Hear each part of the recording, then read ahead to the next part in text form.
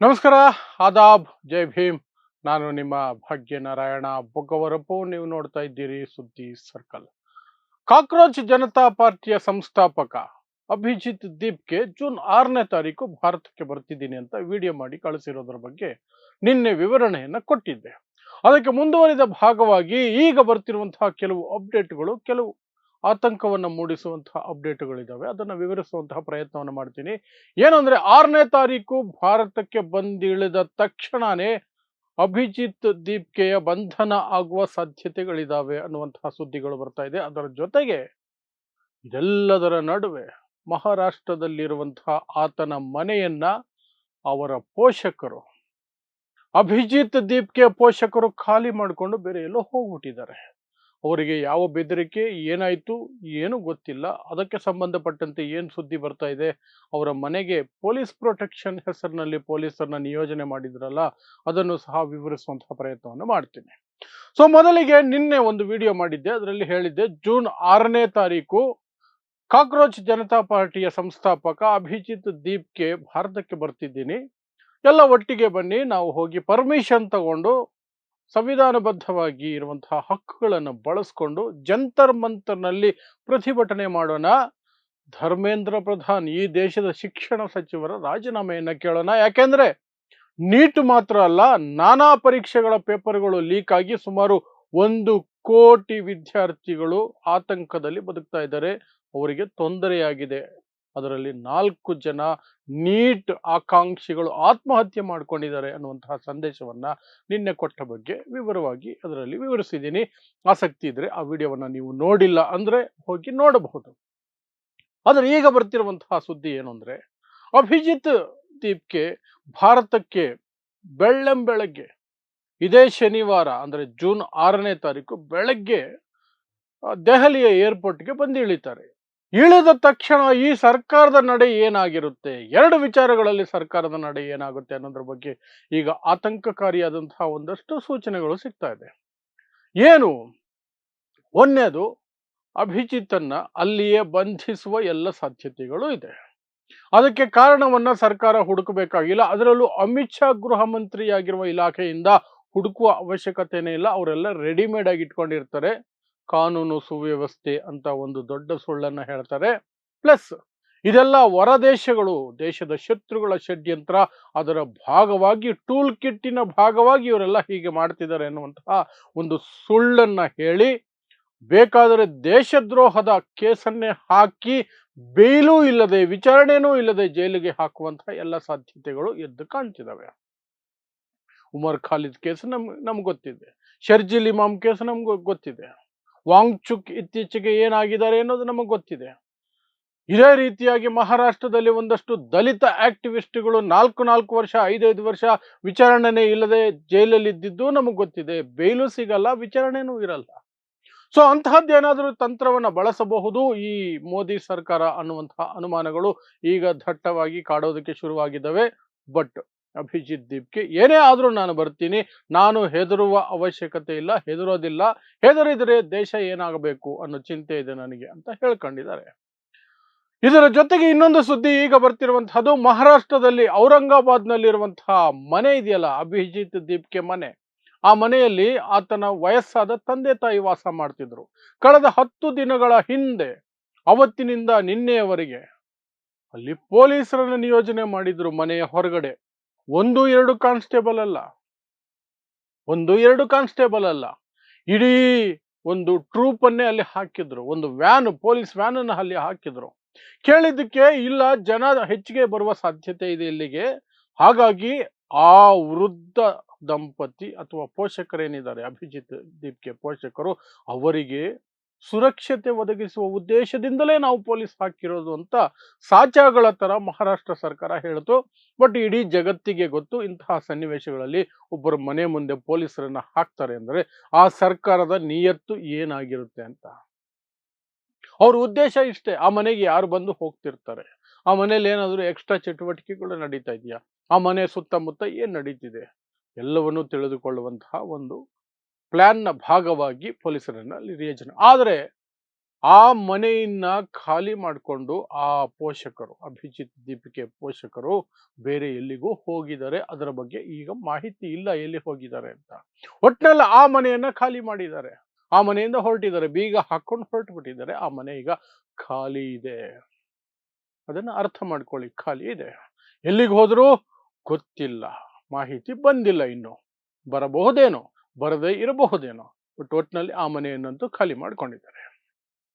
ಇನ್ನು ಅಭಿಜಿತ್ ದೀಪ್ಗೆ ಹೇಳಿಕೊಂಡಿರುವಂತಹ ವ್ಯಕ್ತಿಗಳಿದಾರಲ್ಲ, ನಾನು ಯಾರಿಂದ ಸ್ಫೂರ್ತಿ ಪಡೆದು ನಾನು ಈ ಹೋರಾಟವನ್ನ ಮುಂದುವರಿಸ್ತಾ ಇದ್ದೀನಿ ಅಥವಾ ಯಾವ ಕಾರಣಕ್ಕೆ ಮುಂದೆ ಬರ್ತಿದ್ದೀನಿ ಅಂತ, ಆ ಹೆಸರುಗಳೇನೆ ಬಿಜೆಪಿ ಸರ್ಕಾರವನ್ನ ಇನ್ನಷ್ಟು ಕೆರಳಿಸಿದೆ ಅನ್ನುವಂತಹ ಮಾಹಿತಿ ಬರ್ತಾ ಇದೆ. ಆ ಎಲ್ಲ ಹೆಸರುಗಳು ಸಹ ಬಿಜೆಪಿ ವಿರುದ್ಧದ ಹೆಸರುಗಳು, ಬಿಜೆಪಿ ವಿರುದ್ಧದ ಮನಸ್ಥಿತಿ, ಬಿಜೆಪಿಯ ಧರ್ಮಾಂಧತೆಯ ವಿರುದ್ಧ ಇರುವ ಮನಸ್ಥಿತಿಗಳ ಹೆಸರುಗಳು. ಯಾರ್ಯಾರು? ಗಾಂಧಿ, ಅಂಬೇಡ್ಕರ್, ನೆಹರು, ಭಗತ್ ಸಿಂಗ್, ಇವರೇ ನನಗೆ ಸ್ಫೂರ್ತಿ. ಅವರ ಸ್ಫೂರ್ತಿಯ ಮೇಲೇನೆ ನಾನು ಹೋರಾಟಕ್ಕೆ ಬರ್ತಾ ಇದ್ದೀನಿ. ಬನ್ನಿ, ಎಲ್ಲರೂ ಸೇರ್ಕೊಳ್ಳಿ, ಏರ್ಪೋರ್ಟ್ಗೆ ಬನ್ನಿ. ಅಲ್ಲಿಂದ ನಾವು ಪಾರ್ಲಿಮೆಂಟ್ ಸ್ಟ್ರೀಟ್ ಅಲ್ಲಿರೋ ಪೊಲೀಸ್ ಸ್ಟೇಷನ್ಗೆ ಹೋಗಿ ಪರ್ಮಿಷನ್ ತಗೊಳ್ಳೋಣ. ಪರ್ಮಿಷನ್ ತಗೊಂಡು, ಸಂವಿಧಾನಬದ್ಧ ಪರ್ಮಿಷನ್ ಅನ್ನು ತಗೊಂಡು ಜಂತರ್ ಮಂತರ್ನಲ್ಲಿ ಪ್ರತಿಭಟನೆ ಮಾಡೋಣ ಅಂತ. ಈ ಜಂತರ್ ಮಂತರ್ ಅಂದ್ರೆ ಏನು ಪ್ರತಿಭಟನೆ ಅಂದ್ರೆ, ಹೇಗೆ ಬೆಂಗಳೂರಿನಲ್ಲಿ ಇಲ್ಲಿನ ರಾಜ್ಯ ಸರ್ಕಾರಗಳು, ಅದು ಯಾವುದೇ ಸರ್ಕಾರ ಆಗಿರಲಿ, ಬಿಜೆಪಿ, ಕಾಂಗ್ರೆಸ್, ಇನ್ಯಾವುದೇ ಸರ್ಕಾರ, ಪ್ರತಿಭಟನೆಗಳನ್ನ ಹತ್ತಿಕ್ಕುವ ತಮ್ಮ ನೀಚ ಒಂದು ತಿಳುವಳಿಕೆ ಅಥವಾ ಏನು ಅದರ ಸಂಚಿನ ಭಾಗವಾಗಿ ಪ್ರತಿಭಟನೆಗಳನ್ನು ಎಲ್ಲಂದ್ರಲ್ಲಿ ಮಾಡೋ ಹಾಗಿಲ್ಲ. ಅದಕ್ಕೆ ಅಂತ ನಾವು ಒಂದು ಜಾಗ ತೋರಿಸ್ತೀವಿ, ಒಂದು ಮೂಲೆ ತೋರಿಸ್ತೀವಿ. ಆ ಮೂಲೆಯಲ್ಲಿ ಯಾರು ಪ್ರತಿಭಟನೆ ಬೇಕಾದ್ರೂ ಮಾಡ್ಕೊಳ್ಳಿ, ಹೇಗೆ ಬೇಕಾದ್ರೂ ಮಾಡ್ಕೊಳ್ಳಿ, ಅದನ್ನು ಬಿಟ್ಟು ಹೊರಗಡೆ ಮಾಡಂಗಿಲ್ಲ ಅನ್ನೋ ರೀತಿಯಲ್ಲಿ ಫ್ರೀಡಂ ಪಾರ್ಕ್ ಅನ್ನ ಹೇಗೆ ಕೊಟ್ಟಿದ್ದಾರೋ ಅದೇ ರೀತಿ ದೆಹಲಿಯಲ್ಲೂ ಸಹ ಕೆಲವು ಪ್ರದೇಶಗಳಲ್ಲಿ ಮಾತ್ರ ಪ್ರತಿಭಟನೆ ಮಾಡಬೇಕು ಅಂತ ಇರೋದು. ಅದರಲ್ಲಿ ಮುಖ್ಯವಾದ ಜಾಗ ಜಂತರ್ ಮಂತರ್. ರಾಮಲೀಲಾ ಮೈದಾನದಲ್ಲಿ ಪ್ರತಿಭಟನೆ ಮಾಡಬೇಕು ಅಂದ್ರೆ ಪರ್ಮಿಷನ್ ಕೊಡಲ್ಲ, ಸಿಕ್ಕಾಪಟ್ಟೆ ಓಡಾಡಿಸ್ತಾರೆ. ಇನ್ನು ಈ ಜಂತರ್ ಮಂತರ್ನಲ್ಲಿ ಪ್ರತಿಭಟನೆ ಮಾಡೋದಕ್ಕೆ ಜನರಿಗೆ ಅಲ್ಲಿ ಅವಕಾಶ ಮಾಡಿಕೊಡ್ತಾರ? ಅಲ್ಲಿವರೆಗೆ, ಏರ್ಪೋರ್ಟ್ ಇಂದ ಅಲ್ಲಿವರೆಗೆ ಅಭಿಜಿತ್ ದೀಪ್ಗೆ ಹೋಗೋದಕ್ಕೆ ಅವಕಾಶ ಮಾಡಿಕೊಡುತ್ತಾ ದೆಹಲಿ ಪೊಲೀಸು? ಅದು ಕೂಡ ಪ್ರಶ್ನಾರ್ಥಕನೇ. ಈಗ ಅದು ಕೂಡ ಪ್ರಶ್ನಾರ್ಥಕವಾಗಿ ಇದೆ. ನಾನು ಮೊದಲೇ ಹೇಳ್ದಂಗೆ ಏರ್ಪೋರ್ಟ್ ನಲ್ಲೇ ಬಂಧಿಸುವ ಎಲ್ಲ ಸಾಧ್ಯತೆಗಳು ಇದೆ. ಮತ್ತೆ ಇನ್ನೊಂದೇನ್ ಮಾಡ್ತಾರೆ ಪೊಲೀಸರು, ಅವತ್ತು ಅಭಿಜಿತ್ ದೀಪ್ಗೆ ಕರೆ ಕೊಟ್ಟಿರೋದ್ರಿಂದ ಸಾಕಷ್ಟು ದೊಡ್ಡ ಸಂಖ್ಯೆಯಲ್ಲಿ ಜನ ಏರ್ಪೋರ್ಟ್ ಹತ್ರ ಬಳಿ ಬಂದು ಸೇರಬಹುದು. ಅವರನ್ನೆಲ್ಲ ಏರ್ಪೋರ್ಟ್ ಇಂದ ಬಹಳ ದೂರದಲ್ಲೇ ತಡೆಯುವ ಎಲ್ಲ ಸಾಧ್ಯತೆಗಳು ಇದೆ. ಏರ್ಪೋರ್ಟ್ ಇಂದ ಬಹಳ ದೂರದಲ್ಲಿ ತಡೆಯುವಂತಹ ಎಲ್ಲ ಸಾಧ್ಯತೆಗಳು ಇದೆ. ಆದರೂ ಸಹ ಅಭಿಜಿತ್ ದೀಪ್ಗೆ ವಿಡಿಯೋದಲ್ಲಿ ಹೇಳ್ಕೊಂಡಿರೋದು, ದೇಶದಲ್ಲಿ ಇನ್ನೂ ಪ್ರಜಾಪ್ರಭುತ್ವ ಉಳಿದಿದೆ ಅಂತ ನಾನು ನಂಬಿದ್ದೀನಿ, ನಮಗೆ ಪರ್ಮಿಷನ್ ಸಿಗುತ್ತೆ ಅಂತ ನಂಬಿದ್ದೀನಿ. ಪರ್ಮಿಷನ್ ಅನ್ನು ಪಡ್ಕೊಂಡು ಸಂವಿಧಾನಾತ್ಮಕವಾಗಿ ಅಹಿಂಸಾ ಮಾರ್ಗದಲ್ಲಿ ನಾವು ಪ್ರತಿಭಟನೆ ಮಾಡೋಣ, ನಮ್ಮ ಹೋರಾಟವನ್ನು ರೂಪಿಸ್ಕೊಳ್ಳೋಣ ಮತ್ತು ಈ ದೇಶದ ವಿದ್ಯಾರ್ಥಿಗಳನ್ನ ನರಳಿಸ್ತಾ ಇರುವಂತಹ ದೇಶದ ಶಿಕ್ಷಣ ಸಚಿವ ಧರ್ಮೇಂದ್ರ ಪ್ರಧಾನ್ ರಾಜೀನಾಮೆಯನ್ನು ಪಡ್ಕೊಳ್ಳೋಣ, ಅವರ ರಾಜೀನಾಮೆಗೆ ಒತ್ತಾಯ ಮಾಡೋಣ, ಅದಕ್ಕೆ ನಾನು ಬರ್ತಿದ್ದೀನಿ ಅಂತ ಹೇಳಿರೋದು ಜೂನ್ 6ನೇ ತಾರೀಕು. ಸೊ ಅದು ಒಂದು ಒಳಗೊಂಡಂತೆ ಈಗ ಯಾವ ಮಟ್ಟಕ್ಕೆ ಈ ಸರ್ಕಾರ ಟೆನ್ಷನ್ ಆಗಿದೆ ಅನ್ನೋದನ್ನ ಬಿಂಬಿಸೋದಕ್ಕೆ ಈ ದೇಶದ ಉಪರಾಷ್ಟ್ರಪತಿ, ರಾಷ್ಟ್ರಪತಿ, ಉಪರಾಷ್ಟ್ರಪತಿ ಅವರ ಜವಾಬ್ದಾರಿಗಳೇ ಬೇರೆ. ಅವರು ಈ ದೇಶದ ಸಂವಿಧಾನವನ್ನ ಸಂರಕ್ಷಣೆ ಮಾಡುವಂತಹ ಜವಾಬ್ದಾರಿ ಹೊತ್ತಿರುವಂತವರು. ಸರ್ಕಾರ ಸರಿಯಾಗಿ ಕೆಲಸ ಮಾಡ್ತಿದೆಯಾ, ಸರ್ಕಾರ ತೆಗೆದುಕೊಳ್ಳುವ ನಿರ್ಧಾರಗಳಿಗೆ ಫೈನಲ್ ಆಗಿ ಒಪ್ಪಿಗೆಯನ್ನು ಸೂಚಿಸುವ ಅಥಾರಿಟಿ ಹೊಂದಿರುವಂತಹ ಪೋಸ್ಟ್ ಉಪರಾಷ್ಟ್ರಪತಿದು. ಆಲ್ಮೋಸ್ಟ್ ಅದೇ ರೀತಿಯಾದಂತಹ ಜವಾಬ್ದಾರಿ ಇರುವಂತಹ ಪೋಸ್ಟ್. ಅಂತಹ ಉಪರಾಷ್ಟ್ರಪತಿ ಯಾರು? ಸಿ.ಪಿ. ರಾಧಾಕೃಷ್ಣನ್. ಅವರು ಈ ಕಾಕ್ರೋಚ್ ಜನತಾ ಪಾರ್ಟಿಯ ಬಗ್ಗೆ ತಲೆ ಕೆಡಿಸ್ಕೊಂಡು ಸ್ಪೀಚ್ ಅಲ್ಲಿ ಅದನ್ನು ಮೆನ್ಷನ್ ಮಾಡಿದ್ದಾರೆ. ಸರ್ಕಾರಕ್ಕೆ ಬುದ್ಧಿ ಹೇಳುವ ರೀತಿಯಲ್ಲೇ ಹೇಳ್ತಾನೆ, ಈ ಕಾಕ್ರೋಚ್ ಜನತಾ ಪಾರ್ಟಿ ಅಥವಾ ಅದನ್ನ ಆರಂಭಿಸಿರುವಂತಹ, ಅದರಲ್ಲಿ ತೊಡಗಿಸ್ಕೊಳ್ತಾ ಇರುವಂತಹ ವ್ಯಕ್ತಿಗಳು ಯಾರಿದ್ದಾರೆ, ಸಿಜೆಐ ಪ್ರಕಾರ ಅವರೆಲ್ಲರೂ ಸಹ ನಿರುದ್ಯೋಗಿಗಳು, ಅವರು ಪ್ಯಾರಾಸೈಟ್ಗಳು, ಕಾಕ್ರೋಚ್ಗಳು, ಈ ಸಿಸ್ಟಮ್ ಅನ್ನು ಹಾಳು ಮಾಡ್ತಾ ಇದ್ದಾರೆ ಅಂತ.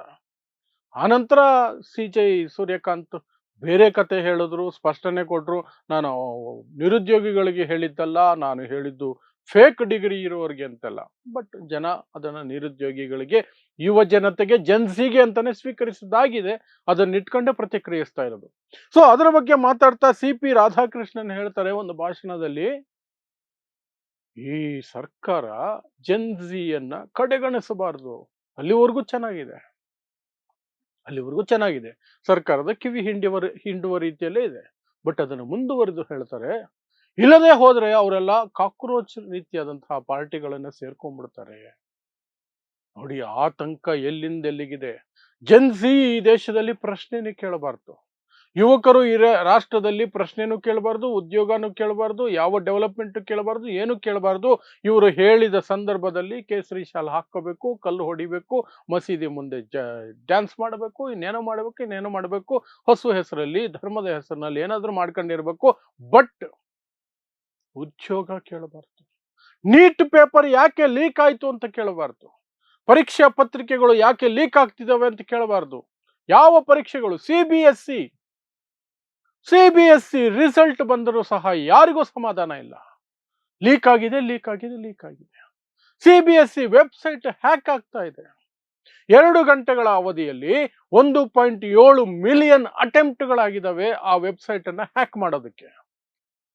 ಮತ್ತು ಆ ವೆಬ್ಸೈಟ್ ಒಳಗಡೆ ಹೋಗಿ ಮಾರ್ಕ್ಸ್ ಅನ್ನು ತಿರುಚೋದಕ್ಕೆ ಎಲ್ಲ ರೀತಿಯಾದಂತಹ ಸಾಧ್ಯತೆಗಳು ಇದೆ ಅಂತ ಸಾಬೀತಾಗ್ತಾ ಇದೆ.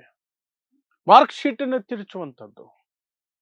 ಅದನ್ನು ಎತ್ತಿ ತೋರಿಸಿದಂತಹ 19 ವರ್ಷದ ಯುವಕನಿಗೆ, ವಿದ್ಯಾರ್ಥಿಗೆ ಪಾಕಿಸ್ತಾನಿ ಅಂತ ಪಟ್ಟ ಕಟ್ತಾರೆ, ಉಗ್ರವಾದಿ ಅಂತ ಕರೀತಾರೆ. ಸೊ ಸರ್ಕಾರ ಮಾತ್ರ ಅಲ್ಲ, ಮೋದಿ ಅಮಿತ್ ಶಾ ಮಾತ್ರ ಅಲ್ಲ ತಲೆ ಕೆಡಿಸ್ಕೊಂಡಿರೋದು, ಉಪರಾಷ್ಟ್ರಪತಿಗಳು ಸಹ ತಲೆ ಕೆಡಿಸ್ಕೊಂಡ್ಬಿಟ್ಟಿದ್ದಾರೆ. ಪಾಸಿಟಿವ್ ಆಗಿ ತಲೆ ಕೆಡಿಸ್ಕೊಂಡಿದ್ರೆ ಚೆನ್ನಾಗಿರ್ತಿತ್ತು. ಬಟ್ ಜೆನ್ಸಿ ಎಲ್ಲ ಹೋಗಿ ಈ ಕಾಕ್ರೋಚ್ ಅಂತಹ ಜಾಗಗಳಲ್ಲಿ ಸೇರ್ಕೊಂಡ್ಬಿಡ್ತಾರೆ, ಕಾಕ್ರೋಚ್ ಜನತಾ ಪಾರ್ಟಿಗಳಲ್ಲಿ ಅಂತವಂತಹ ಆತಂಕ ಹೇಳೋದಿದೆಯಲ್ಲ, ಅದು ಅದು ನಮಗೆ ಆತಂಕವನ್ನು ಮೂಡಿಸುವಂತಹದ್ದು. ಏನೇ ಆಗ್ಲಿ, ಜೂನ್ 6ನೇ ತಾರೀಕು ಸ್ಪಷ್ಟವಾಗಿ ಗೊತ್ತಾಗುತ್ತೆ ಈ ಸರ್ಕಾರ ಯಾವ ನಿಟ್ಟಿನಲ್ಲಿ ಹೋಗುತ್ತೆ ಅಂತ.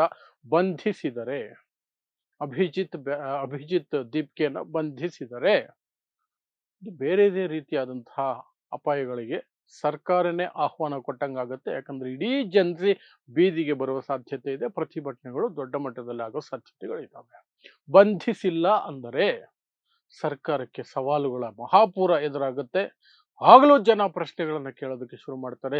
ಅದನ್ನು ಎದುರಿಸೋದು ಸುಲಭನಾ, ಬಂಧಿಸೋದು ಸುಲಭನಾ ಅನ್ನುವ ಇಕ್ಕಟ್ಟಿನಲ್ಲಿ ಈಗ ಮೋದಿ ಅಮಿತ್ ಶಾ ಇಬ್ರು ಇದ್ದಾರೆ ಅಂತ ಗೊತ್ತಾಗ್ತಿದೆ. ಮೀಟಿಂಗ್ ಮೇಲೆ ಮೀಟಿಂಗ್ ಮಾಡ್ತಿದ್ದಾರೆ. ಏನು ಮಾಡಬೇಕು, ಹೇಗೆ ಇದನ್ನು ಹೊಸಕ್ಕೆ ಹಾಕಬೇಕು, ಪ್ರಶ್ನೆ ಕೇಳುವವರು ಈ ದೇಶದಲ್ಲಿ ಇರಬಾರದು, ಹಾಗೆ ಮಾಡಬೇಕು, ಅದಕ್ಕೆ ಏನು ಮಾಡಬೇಕು ಅಂತ ಲೆಕ್ಕಾಚಾರ ಹಾಕ್ತವ್ರಂತೆ. ಅದೆಲ್ಲ ಜೂನ್ 6ನೇ ತಾರೀಕು ನಮಗೂ ಸಹ ಒಂದು ಕ್ಲಾರಿಟಿ ಸಿಗುತ್ತೆ. We will wait for that day ಅಷ್ಟೇ. ಸೊ ಇಂತಹದ್ದೇ ವಿಶೇಷ ಸುದ್ದಿಗಳಿಗಾಗಿ ನೋಡ್ತಾ ಇರಿ ಸುದ್ದಿ ಸರ್ಕಲ್. ನಾನು ನಿಮ್ಮ ಭಾಗ್ಯನಾರಾಯಣ ಬೊಗವರಪು.